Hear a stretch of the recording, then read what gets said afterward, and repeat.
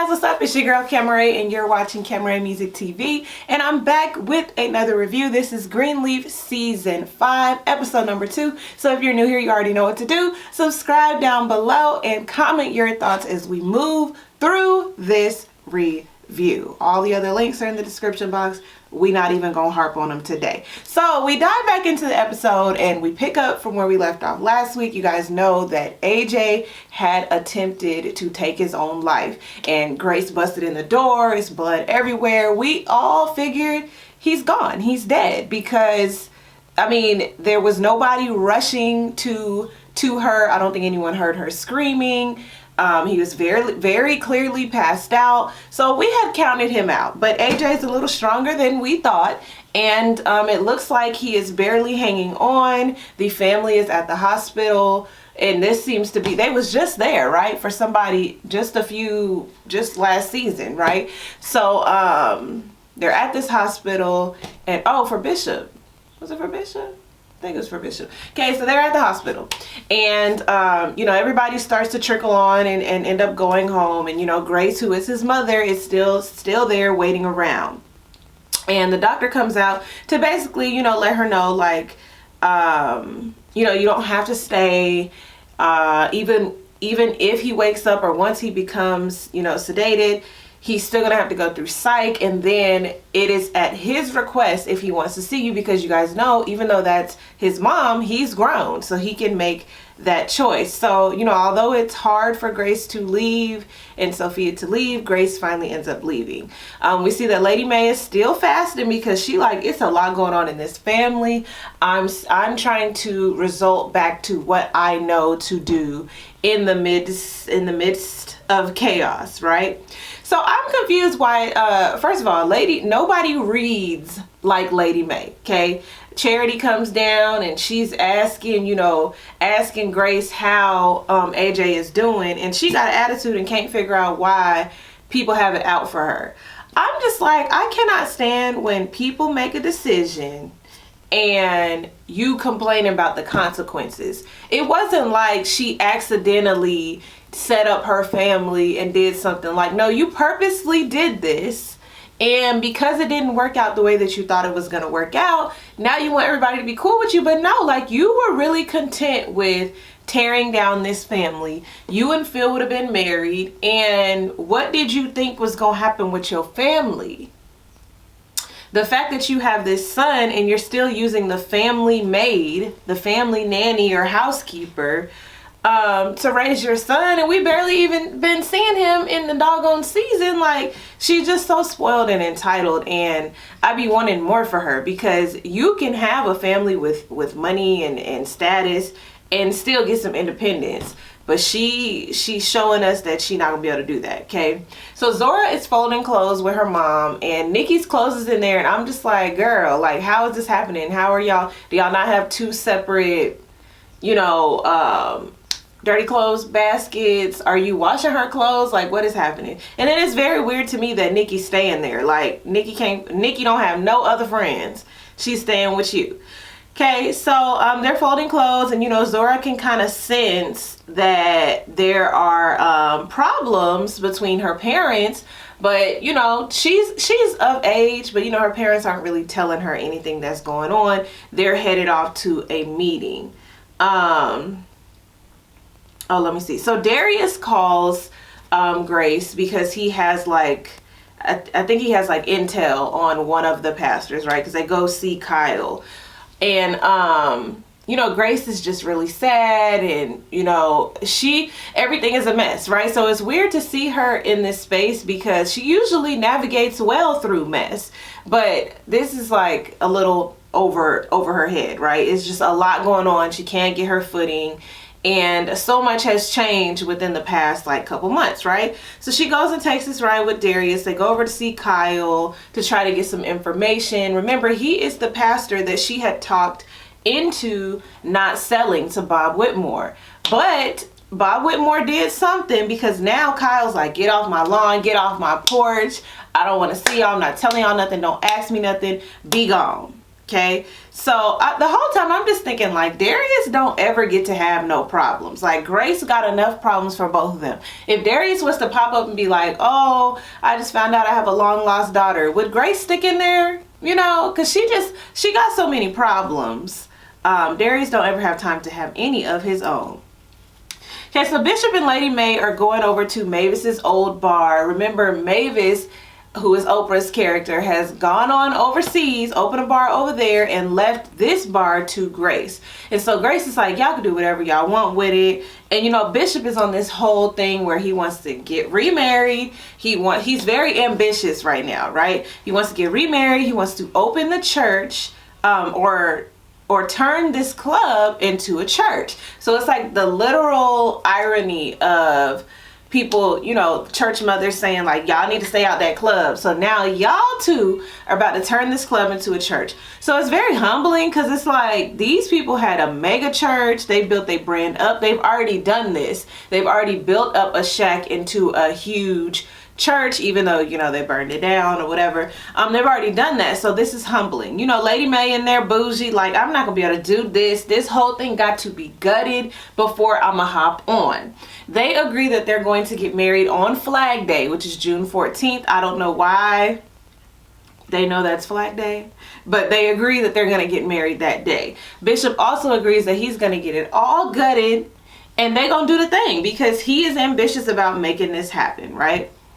Okay, so we're at the church, and Charity walks into her office and she sees that they are painting her office. Now, first I was like, Charity, I know you didn't think that you was just going to be sitting in the First Lady's office all this time, like you was going to have to get moved sooner or later. But then when she brought it up, y'all just tearing the church down in a week, clearly Judy being petty, right? Like, how are you having this whole office painted when y'all just about to tear it down in a week, unless you're not really gonna tear it down? That didn't really make any sense, and I was ready for the holes in production in the plot line to pop out, but they addressed it, so it wasn't really a hole, right? So she goes in there to see Phil. She's letting him know about himself, like, didn't snatch the papers off the table, like, this woman is like, you still in love with me? And I'm just like, girl, like, I don't know. I don't want Charity to end up taking her own life because everybody's so upset with her right now. But at the same time, I'm just like, where is the accountability? Like, are you really choosing not to see your part in any of this? That's the cold part, when people just can't recognize their doing in the stuff that's happening to them, right? So let me see. Okay, so we're down talking to this divorce lawyer. It is Carissa and her lawyer. And remember, Jacob don't have a lawyer because he was like, whatever you want, I don't care, like, just give me the papers, right? But Carissa pop up with this new thing of, I want primary custody of Winky. And you know, Jacob's like, nah, we're not doing that. And so, you know, he's giving pushback. The lawyer's like, I thought we were going to be good. And he ends up signing it. And I'm like, why did you just sign it anyway? Like, every time I see Jacob making decisions, I be like, you need your mama there, because clearly you can't make decisions on your own. When you do make decisions, there's so many repercussions. It's a domino effect. You don't think things through. Like, just signing that paper to get her off your back, you could have told your mama what's happening and they could have got to the bottom of it. I understand he's a grown man. He need to learn how to figure stuff out on his own, but he's already lived his whole life up under his parents. So he don't even know how to navigate life without the consulting of his parents. And this is their house, so they kind of need to be involved. I understand he's trying to protect them, but he could be protecting them for no reason. He could have signed over custodial rights for no reason. Child, we gonna see what happened with that. So they walk into the house, they arguing, Carissa and Jacob. Zora is like going off cussing. I'm like, I don't know who kids be talking like this to their parents. I mean, I understand she's not a kid. She like under 20, between 18 and 20. But honey, we don't do that. I was waiting on somebody to go across her face. She asking her dad, is he cheating again? And I'm like, Carissa, you know, he wanted her to speak up and say like what the issue is, but she like, no, I'm not saying nothing when you cheated all them years, and just because I make one mistake, you want to be done. Well, honey, first of all, that's the way it goes with men and women. It's a double standard. That's how they be so affected, you know, when you do the one thing. But it's like, you've been out for yourself from the very beginning, you know, trying to get this first lady spot. You've been, you know, always trying to set up and maneuver things so that you could be first lady.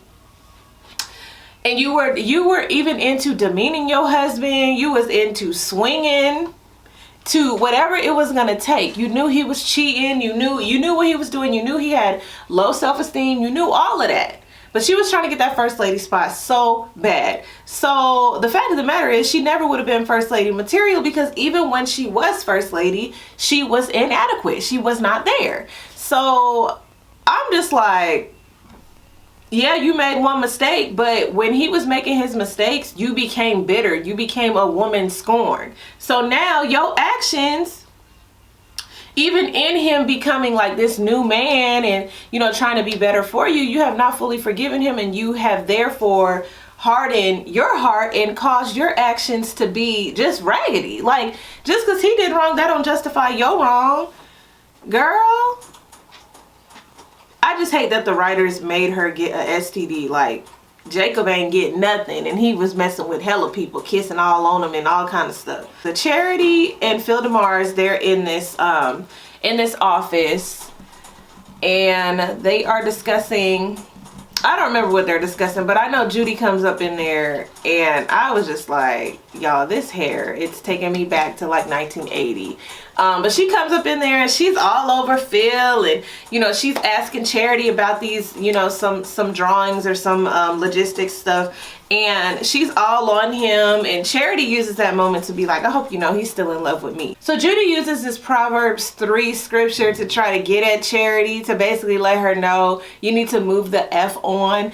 I was like, Judy got some nerve. And I just like the way she just kissing on this man. He not even kissing her back. Like, she hugging all on him, and I'm just like, what kind of woman? Okay, let me hurry up for this camera die again. All right, so Charity has a strong case of narcissism going on. She has convinced herself that somehow, you know, her losing her twin, who she never met, you know, and only being able to have the one child, so losing her daughter, somehow equates to Grace's son, who she gave away, you know, all the guilt and shame of that, trying to commit suicide, and him not wanting to see her. I understand that they are both two evils, and they are both very traumatic, both of them. But Charity, this is not the time to be sharing your letter that you wrote to your daughter. And maybe she should have, you know, shared with her family how she felt, and shared the letter and said that she was really struggling with the death of her daughter before she screwed up and sabotaged the family. That's all I'm saying. The narcissism is real with Charity, and I think she gets it from Lady Mae. I just don't know what's going to have to happen for her to wake up and realize it's not all about you, boo-boo. And Grace lets her know that. Okay, so Bishop is looking at Mavis' site, trying to get a hold of her, but it seems like she popping over there overseas.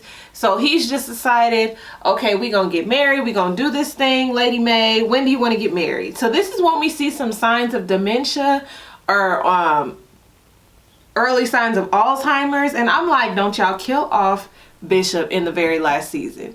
Do not do it. We already had a scare. We don't need him gone. We can just end the season peacefully. Too much to ask, right? So Lady Mae catches this. She's like, you know what? I'm gonna have to go back to eating. She decides to eat this week-old pasta. I'm like, girl, no. Okay, so can we just talk about Sophia and Darius? Throughout the episode, Sophia is calling and calling and calling. Not Darius, Dante. And I'm like, if Sophia wasn't so green, she would understand that this man just wanted the box. Okay, you gave him your virginity, and even if he was into you, you allowing this whole exchange between him and Nikki, if you was really serious about him, like, that was dumb. And then to think that you just gonna get with him when he was still clearly affected by Nikki. Nikki's still into him. It's just bad business. It started off wrong. It's not going to end right. So when she decides to send nudes, I don't know if there were already nudes in his phone and Nikki put them out there, or if she sent them to try to get him back. I don't know. But ladies, we got to do better. There's so many women on this show that are making decisions based on insecurities, making decisions based on being scorned or being hurt or being bitter. And I'm just like, we have got to do better. As I'm watching the show, I'm like, we got to do better. We got to heal faster. We got to be resilient, persevere, and be proactive to not even get put in these situations. Okay, so as the show's winding down, Kyle Weaver does end up calling Grace and tells her 2 words: Edenville Lending. Edenville or Edenville Lending. I think it's some bank. Maybe they're tied into all this. Grace is going to investigate it. Okay, we see that Jacob is going over to see Tasha Skanks. And I'm like, Lord, are they going to have a thing now? Like, Jacob, he really does have that struggle of faithfulness or unfaithfulness. He definitely struggles with it. He tries his best, but at the same time, him and Carissa are done. So he goes to see about Tasha. But this is after, he's trying to fish with his son. He finds the actual will in the tackle box. It says something James, and we know that Basie Skank's daddy's name was James. So was that house left to this Basie Skank's daddy, and then in order to get the house and upgrade the church, Mac schemed to kill the daddy? We don't know. So we find out that Basie Skanks is dead, and I'm like, okay, Jacob, this could be the end of your problems, but you still got LaToya Luckett. I don't know if she could end up in it somehow. I don't really know what's gonna go down. But let me just make sure I hit on everything. I think that Sophie is learning the hard way because she's chasing this dude. Lady May, she's back. She's not fasting no more. So her and Bishop, maybe they're gonna get this church together. Maybe she gonna realize, okay, we do need to get married now because my husband, he's fallen ill. He needs to get checked out. AJ, we need to know your secret. Noah, you need to stop being naive and thinking that Grace just gonna get with you like she ain't been doing her own thing and got somebody herself. And are we really about to turn, the club into the church? Are we really about to do that? And I need Charity to get some act right. And Zora, you need to take your cousin's side. Anyway, that's been this week's review. You guys comment down below what you thought about this week's episode, and I'll see you guys in the next video. Bye!